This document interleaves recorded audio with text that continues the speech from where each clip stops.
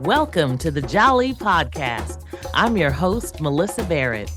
This podcast is for those who are interested in the conversation around equity, diversity, and inclusion.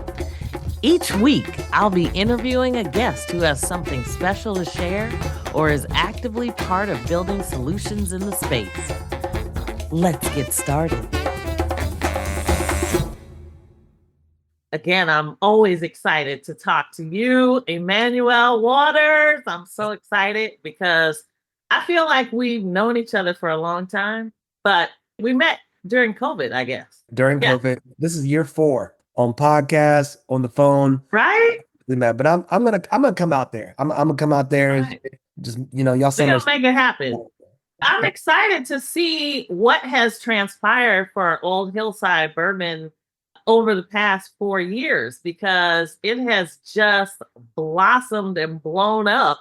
And some of the things that you guys are doing with respect to the history, our heritage is just phenomenal. So I'm excited for you to kind of talk a little bit about what you guys are doing and how this all came about. Yeah, so I think last time that we were on the podcast, I think we were early on. I think we were in 2021 or maybe early 2022 that we had just came out with our very first, the male series, which are the very first Mount Rushmore of Black jockeys. And then since then, we've done some veterans bottles. We've expanded across the United States. And I think before we couldn't even ship online. First time we talked, we were so early on. It's been a wild journey, right? In a very competitive space, a space where a lot of us aren't represented, right? So as African Americans, we are something close to 80% of consumption in alcohol, but less than 1% of ownership. Wow. I did not know that until we embarked further on the journey. So like every industry in America, right? Minorities are pretty much the backbone and not represented, right? And so I think year 4 going into year 5 now, because it's 2025, we unveiled last month the very first Black women of horse racing. So that is what we've been on. This has been, I would say, one of the most meaningful things we've ever done. We do a lot of bottles, we tell a lot of history, but this one was something special. As a father of daughters, as a brother to 2 sisters, telling this story was just very impactful. It's something that we wanted to do. And so it really came up just in the middle of the night. Like we had finished the male jockey series and we're telling, and I was like, I wonder were there any women in the sport? That's literally how the conversation. I texted Jess, my co-founder, at 3 a.m. He was asleep. He literally said, go back to bed. And I went down a rabbit hole for probably about a good 4 hours. And found these 3 women's names: Eliza Carpenter, Sylvia Bishop, and Cheryl White, and was just researching them. And I was blown away by the amount of history and the history that was told, and then lack thereof, their stories not being told was actually more shocking. I'm like, these are 3 women from 1800 to 1940, 1950, 1960, women, Black women in a sport that is dominated in Charlestown, West Virginia, Oklahoma, and Ohio, and 3, pretty much I would say dominantly racist states, like why isn't anybody talking about history? Yes. And so and it's history that you don't hear like at all. Never. No, I've never. I mean, I say this. We know Black stories in America are buried underneath the surface. And we know, I always say Black women's stories are 6 feet beneath that, right? So if Black stories in the surface, women are buried way beneath that. So yeah, nobody was talking about it. And so this bottle, 24 months in the making. This took 2 years. Wow. I mean, getting to know them. And I want to say that we just didn't, take these women's stories, steal their imagery, and slap it on a label and try to make money. That we didn't do that. We took time to get to know the families. I had their blessing. I first sought out Cheryl White, who passed away in 2019. So she's probably closer in terms of story being recognizable. Her brother Raymond had the Cheryl White Project, and then he was doing a GoFundMe for her to raise for the projects. So I just wrote an email, and I was like praying, like, I hope he doesn't think I'm a crazy person. I wrote him an email, And he wrote back. And we got on a call that day with the company and we just was telling us stories. And we just said, look, man, we just want to honor your sister. We don't want anything. We don't want anything from you. Because I think when you get to their statue and all the books and stuff going on, people tend to take. And I was like, we Right. just want to give, and that's what we've always been about since day one. We're the only brand I know that's our size is doing so much philanthropy. We're not $1 million brand, but we act like one. That's awesome, though. Yeah. So we got him first. Raymond came along. We met his son. We met their family, and then once we got them on board, we said, okay. We started just doing posts about Cheryl via Black History, via Women's History Month, and then we were turning for Miss Bishop. Now Sylvia Bishop, she took a little longer to find. Her daughter, we had chased her down for months. I mean, we got the attorneys involved, trying to find somebody. We were Oh, just, wow. yeah. You were We on a just mission. we were on a mission because it just meant so much to try to get their blessing. And I Yeah. just didn't want to do anything that wouldn't get their blessing. So yeah, we found an author that wrote a book about her mom years back and got a hold of the author. And then she hadn't even had any contact with the family. So we just went around this for 9 months. My wife, who was probably Scooby-Doo, she said, give me her name. Found a random number, her daughter named Laverne, found it on some website, public domain, said, try this number. I was desperate. I said, I have nothing to lose. I literally Wow. called this random number in West Virginia. I left a message, say, hey, I'm looking for Miss Laverne. I'm trying to find your mother, blah, blah, blah. She called me back. Wow. Oh And my gosh. it took 7 months, 10 months to find her. Finally found her. And then, I just told her, I said, "Look, I think your mom's story is amazing. And I would just love if you would grant us an opportunity to share it." And Wow. That's awesome. So tell me, what did you find out, even when you guys started and you were talking about the history of male jockeys and really created a model specifically for them and all of that? I mean, you guys were really into the history before that, but to have you kind of go into detail on these three women, it's not like you said, I want to do one. You were like, no, I want to do three. right. And let's like dig in and reach out and all that. I mean, Mhm. once you got there, like, how did you decide what you wanted to talk about and how you wanted to do it? Ironically enough, so this bottle is called the Trifecta. So it's a play on words, obviously three women horse racing, and then three of our blends of our bourbons. But when we started researching, I'll be honest.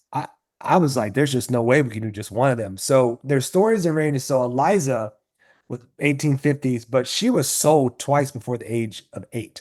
Sold twice, age 6 and age. Yeah, so she's born into slavery, eventually Yeah. got freedom during the Civil War in Oklahoma, and became one of the first stable owners in America. And then she was a jockey as well. She would jockey her own horses. And so I was like, oh my God. I think of 1850. I mean, she literally was sold twice before the age of 8. And you're talking 1800s that got her Civil War or freedom during the Civil War. And I was like, oh my God, Wow. like that is, That's yeah. amazing. So that was amazing, right? So I'm like, Yeah. okay. So we got her. Then, as I'm researching, I find out that Sylvia was the first horse trainer in America, and horses won over $150,000. And that's a couple million, right? And Yeah. so, wow. And so Sylvia grew up loving horses. She had a thing for horses since age 8 in West Virginia. And I'm like, in the time when, the horse racing sport was dominated by males. And so to see Sylvia around the thing about her around the stables, and you're talking 1920s and 30s, her around the stables, I was like, wow, this is phenomenal. I'm thinking in my mind, I'm like, they probably called her everything but a child of God. Oh, I'm sure. Yeah. you know. Yeah. So you got her, and then she goes into Cheryl White, who was the first licensed trainer in America. And I thought, these stories are all so amazing. So how can we incorporate all three? Yeah. And so we figured, well, since we did the men and we had their stories, let's just do these women. So that's how it came about. It was like we couldn't pick just one because they were all just so phenomenal, right? And Yeah. so eventually, maybe we thought about maybe we can give them each their own series. That's something to talk about in the future, but we had to find a way to highlight all three of them because they're literally three pillars of horse racing history. These are three women that Yeah. are trailblazers and there's probably millions more that we don't know about, but these were the Oh, three that we were able to find. yeah. Yeah, it would be great if other people know, stories and they want to reach out, Send because them our way, please, please. yes, this is awesome. I mean, and what a great way to celebrate Women's History Month as Mhm, well. mhm. So, and I know you had an event last week, right? Was it last week? The week before last, yes, Okay. yes, we did the trifecta launch. So it was important to us to find a way to unveil this bottle. And so what we did is, like I said, we had been in touch with the family for the past 2 years, and so we actually brought the families out to California, and we did an event downtown Los Angeles. We had about somewhere between 200 to 300 people downtown LA, and we unveiled the bottle for the first time. We presented them with plaques. We donated back to their nonprofits. So the Cheryl White Project, which educates Black women on becoming horse racist, and then we're also creating a scholarship in Miss Laverne, Sylvia Bishop's name, so that she can present a scholarship in West Virginia. So we partnered with U.S. Bank to do that. Yeah, and then proceeds from the bottles that we raised that night went to that. So it was just, you know, friends and family and social media folks, and we had some streaming companies there and a lot of media, and we just wanted to present to the world these women, their stories, right? So this event, so this night, yeah, it unveiled the bottle, everybody tasted the juice, and a lot of people drank plenty of it, but it was really about it really was about just honoring these families, right? So Sylvia Bishop's family and Cheryl White's family, who are still physically with us, they were all present in the room, and it was just a night to honor them. And I can say, when Miss Laverne got up there on the mic and just talked about her mother, I mean, there wasn't a dry eye in the building, right? Well, And it I was can just imagine. I mean, for us, it was just seeing, like looking outside and seeing all these people who are gathered together in honor of these women. And it's like I simply we're just being conduits to telling a story, right? That was really just so meaningful to us as a brand. And that's what that's what we came into this space to do, right? We wanted to honor unsung Black heroes. That's why we created the brand. That's what we're here to do, right? And so you don't find too many brands of our size, and really a lot of brands that's honoring this history. I think a lot of people would typically like do the fast route, right? Slap some money on a label, Yeah. or steal the family's IP. Like we did it completely the right way, and we were satisfied with the event. And then we brought the bottom line, and my goodness, in 2 weeks we had sold like close to like 85% of the stock. Like, but just so many people this story is resonating with people, right? Which Yes, is absolutely. which is what we wanted. Yes. Well, and I mean, I feel like this movie coming on, my mind is like, oh my gosh, I would love to see this. So, That's that's the goal. That's what we want. We've talked to a few Hollywood executives, and we hope to these women are the hidden figures of horse racing. yes, There absolutely. needs to be a movie, there needs to be a story. You know that Black stories resonate with audiences. We saw with what the recent one I saw, 688 that Tyler Perry Yeah. did, Uh-huh. the Hidden And Figures movie. figures. Yeah. There Black stories resonate with audiences because there's so much of our history that's been buried, right, from 1800s. So we want to get these women's story told. So Yeah. by all means, there's somebody in Hollywood, a documentary. We're knocking on every doors. I'm knocked on Good Morning America doors. I'm sending this bottle to everybody that I can think of because there's a story here that needs to be told to a greater audience. Yes, absolutely. That's our hope. Well, So and Black history is American history.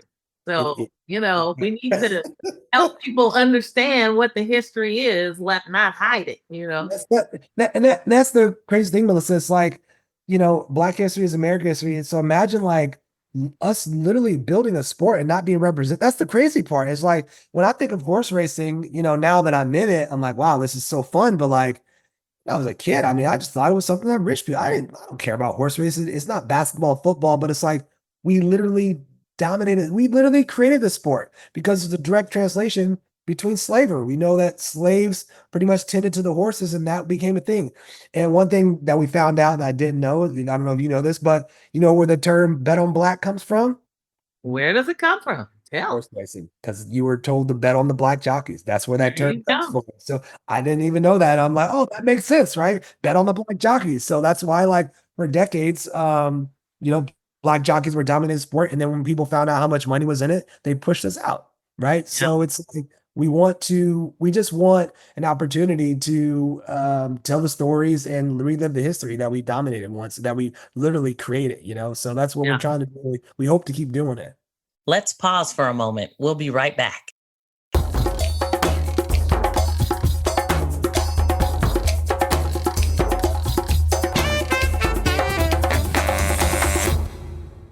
And for me, because I have such a connection to, financial education and all that, it's like the more of these stories that we tell, I think it helps people understand how much we have been ripped from, like that has been ripped from us. You know what I mean? In terms of our own wealth, because you start horse racing, there's so much money involved, right?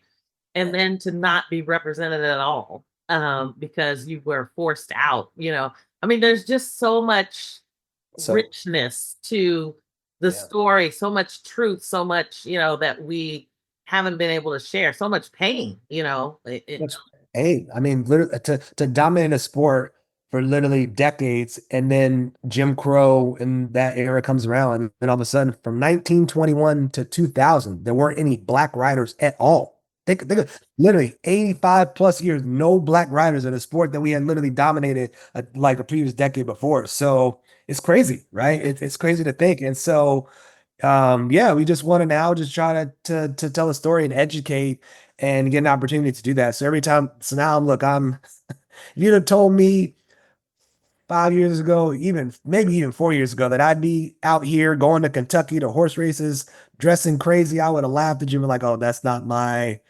But you have a glass of bourbon in your hand, so I got a glass things of could be worse.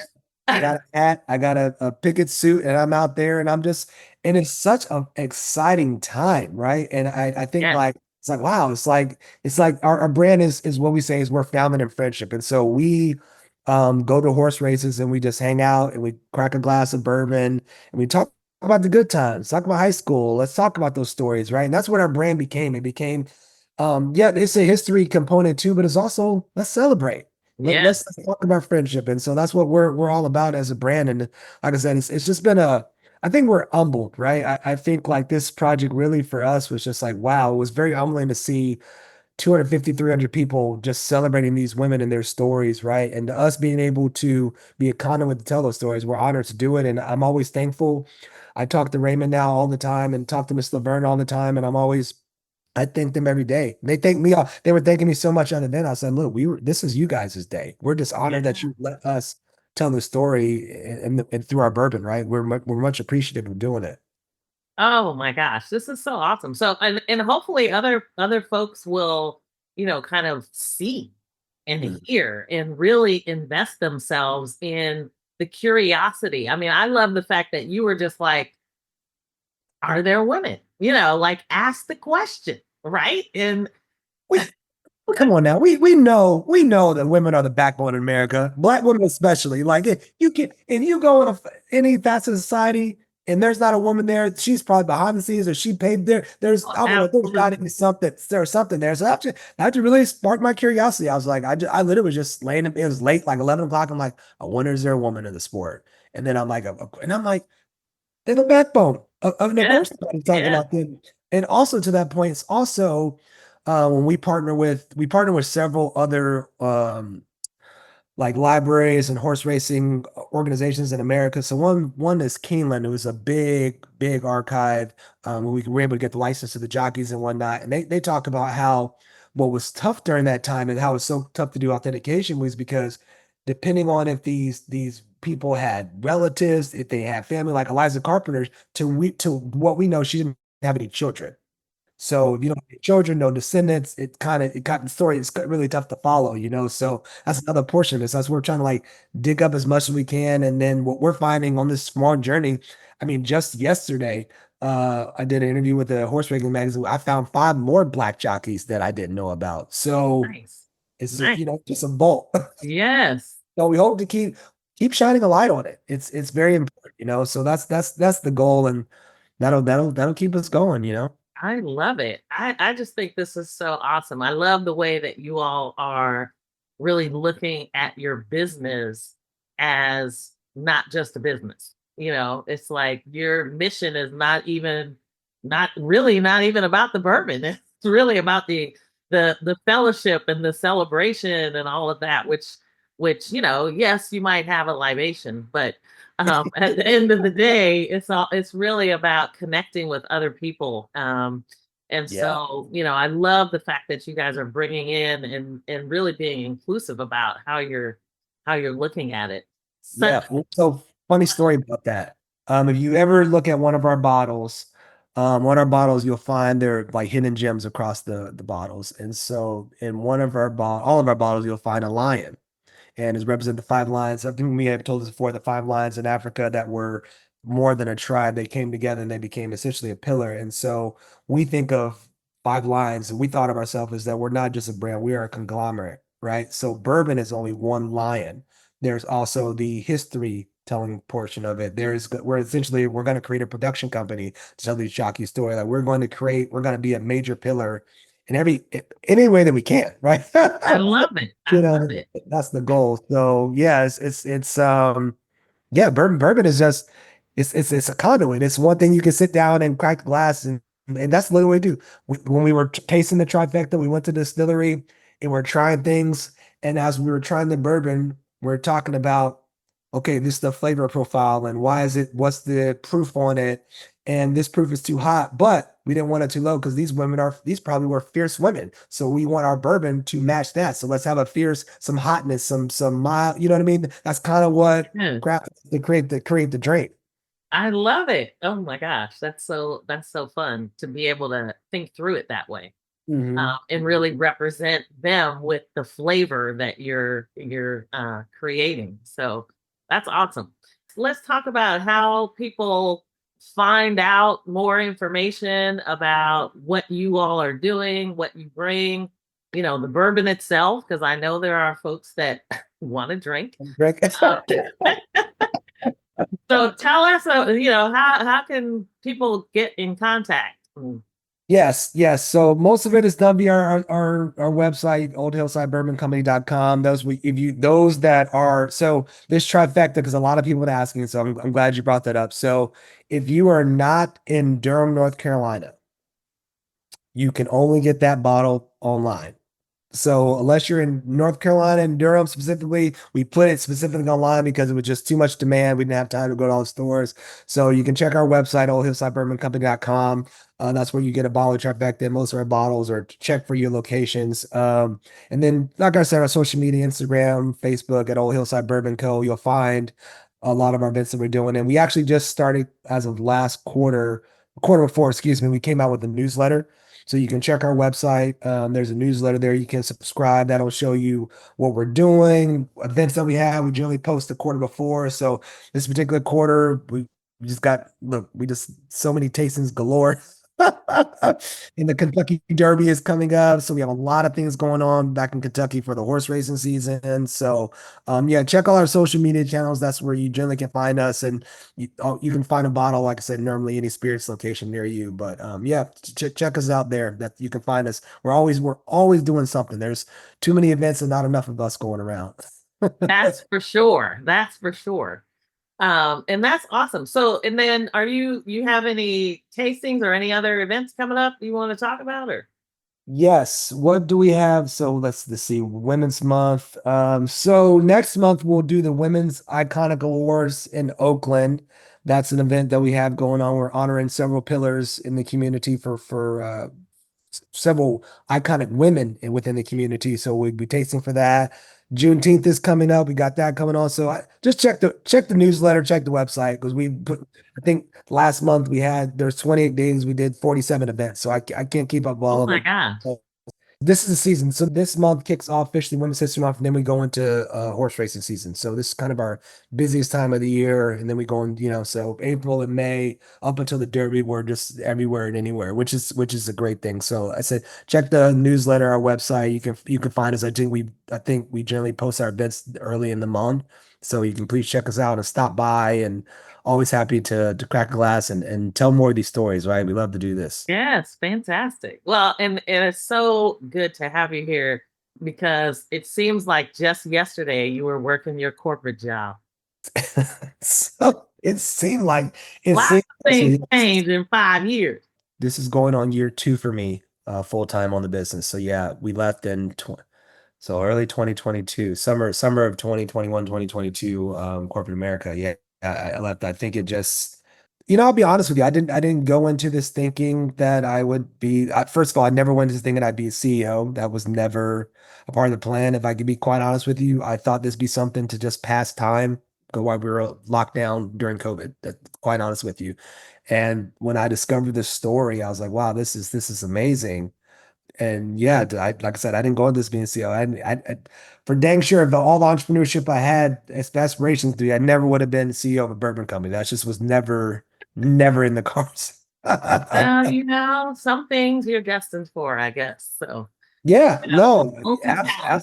absolutely. I wouldn't change anything. Like this has been so rewarding, so fulfilling. And I know you have a lot of entrepreneurs that listen to your podcast, and I would tell anybody there's so many highs and lows.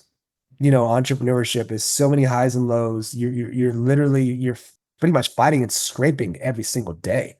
But why I wouldn't change it? Because it's probably the most fulfilling thing I've ever done outside of obviously being a husband and father. But I always tell Jesse and my co-founders, while I'm so grateful to them because they voted to be the CEO, but like I tell Jesse all the time because he had the idea to start the bourbon company. And I always tell him, I always joke, I'm like, besides the fact that you aged me and you grayed me out, you made me lose my hair, but you created something that brought me into purpose. Yes. And I'm forever grateful. And that's really what entrepreneurship is. If you can wake up every morning and say the enjoy and it doesn't feel like work, then you're in the right place, And I think for us, we look at it as well. If we're doing what we're supposed to be doing, the money, everything will come. Everything will come, And so all the entrepreneurs out there, don't give up, stay encouraged. It is a fight. I think last time, Melyssa, on your podcast, we were scrambling because we didn't even have like money to like stay at an Airbnb to do your podcast, like in middle of Kentucky. Like I remember, having a check, trying to cash a check in the airport, hoping that it'll clear to buy. Like I remember all those days. Oh yeah. So but it's a nonstop journey, right? Yeah. And For sure. so do not quit. Please be encouraged. It's a hard time, especially for entrepreneurs of color and women out here. It is very tough.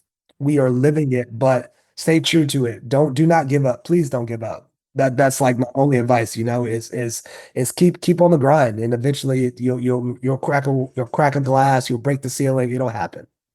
Yes. Well, and I'm so grateful for you. And we met through somebody else, and it has just been, how you meet somebody and it's just like, wow, I just want to celebrate what you guys are doing. I don't drink a lot, but I have had my share of bourbon, I will say.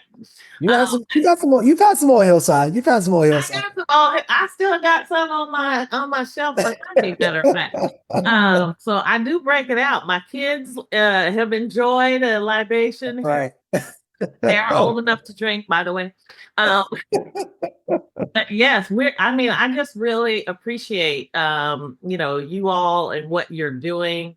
And I just can't thank you enough for kind of coming back and sharing with us your update, because it's such a celebration of you all as well. As you celebrate others, you in turn are being celebrated. So I just want to thank you guys. No, thank you for having me. This is a great platform, and I follow you, and I'm always looking around, and I'll pop in, and I love listening to other entrepreneurs and everybody having podcasts talk, and it's very encouraging. So for you to create a space, given your background and where you come from, to create a space for us is so well needed and important. So thank you for even thinking of us, because it's well needed. So anytime I come up here and share, look, this was 4 years ago. So the fact that we're here 4 years later means we're doing something right? You are definitely doing something right. I mean, I keep seeing you guys with all these celebrities and stuff now. I said, wow, it's like, remember the little people as you go. Oh my goodness. That's funny that NBA All-Star Weekend. We were sitting around, me and Courtney, he had come up. We did a pitch that morning to a group called Untapped Investing, who are Black female entrepreneurs who are saying that we want to see more Blacks in the private equity space. And so they asked us to pitch in this room, and we did that. And then later that afternoon, we were sitting around and we're in this room, and I'm like, oh my God, We're sitting around. I'm talking to Chris Paul, Carmelo Anthony, Earn Your Leisure podcast. I'm taking photos of them. It's like I'm literally like, I can't believe this is our life. Like they're literally tasting a product that we created 5 years ago during COVID, and you just can't make that up, man. Life has a funny way, a funny Oh, way, of putting you in places that I was like, man, I can't even. I was blown away. I just could not believe it. I'm like, wow, this is crazy, And so yeah, now we're every now and again we're just, oh, what celebrity is popping up next? Because you never know, right? And these are people that we grew up idolizing. They're here trying to try some of our bourbon. It's very humbling, yes, So I it's love it. encouragement. It's very encouraging. So Yes. Well, keep it going. Keep it rocking. I'm excited for you guys. And I continue to follow you anytime. So I just, again, I appreciate you coming back and, kind of giving us the update. So I look forward to the next journey because I know it's going to happen more accelerated now.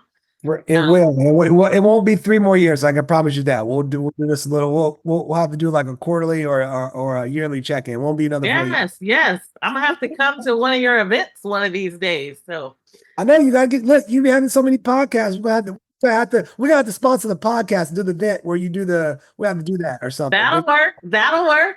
I'll be there. Awesome. Well, thank you so much. And please tell your entire group hello and thank you again. And I am thrilled. In fact, I'm going to have you come back and talk more about all the pillars. And there's so much history when we think about Africa and just the proverbs and, all of the things that we incorporate. And it's amazing when you start hearing the stories and the depth of the history. So I'm just encouraged every time. I'll need 2 hours. I need 2 hours next time. Well, with everybody talking about erasing diversity, equity, and inclusion, I feel like this is the time we need to double down and separate the wheat from the chaff. You know what I mean? And we're gonna keep doubling down. Jamie Foxx said it best. I was watching him the other day, and he said every time they try to erase, we just replace. And that's what we're going to keep doing. We're resilient. We're doubling down this year. And that's why it was even more imperative for us to get that trifecta out with everything going on. I was like, no, now's not the time to go away and hide. Now's the time to keep celebrating and keep talking, get louder with a megaphone. That's what we're going to keep doing. So we're resilient. We're going to stay resilient. We'll keep doing it. Do something. Go for it. Thanks again, Emmanuel. Thanks for joining me on the Jali Podcast. Please subscribe so you won't miss an episode. See you next week.